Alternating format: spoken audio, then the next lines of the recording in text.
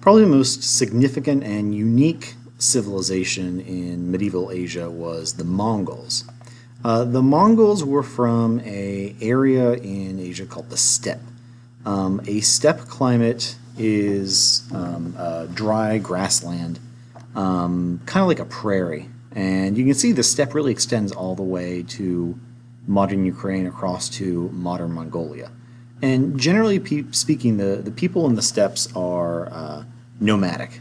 They weren't agriculturalists. Generally, they were pastoralists, which is to say, they would move herds of livestock, cattle or cows or goats or camels, from one place to another.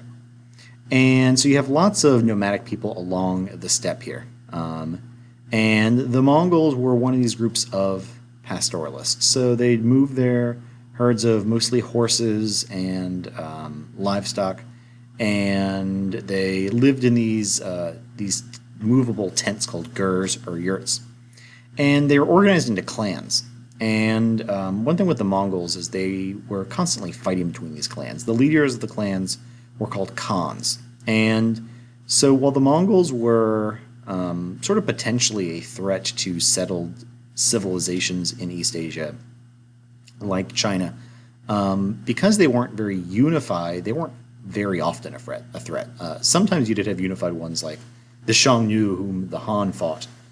But up until the 13th century, the Mongols really didn't pose a threat as a large single force to anyone.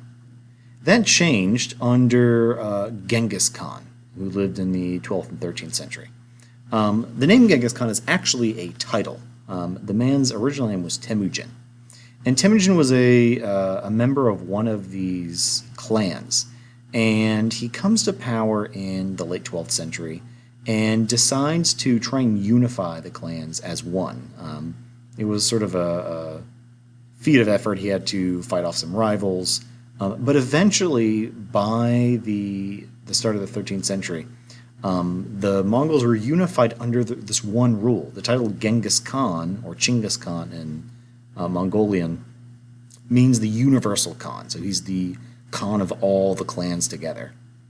And with this unified clan, he very quickly set about conquering huge swaths of land. We're talking about almost the entirety of the East Asian continent and well into the Western Asia as well.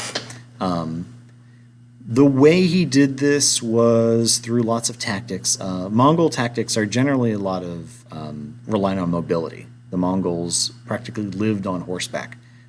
So they would move in quickly, attack with their unique bows, their recurve bows, and they were able to make it really difficult to fight on open land.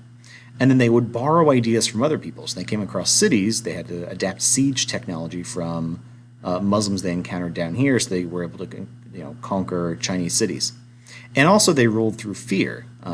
There was the story of one kingdom in what's today Tibet who refused Mongol rule, and they beheaded Genghis Khan's messenger.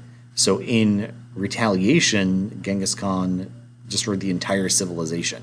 He burnt down all their cities, he killed all their men, drove off the women and children.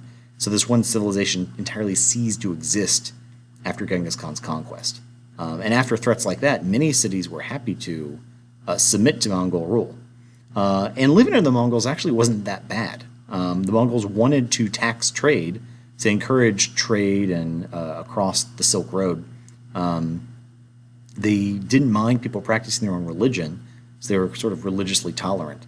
And so in a lot of ways, once Genghis Khan conquers this huge empire, it's seen as, actually pretty good. And historians give a name to this. They call it the Pax Mongolica. You might remember the Pax Romana in the Roman Empire after the reign of Augustus. And this is a similar idea.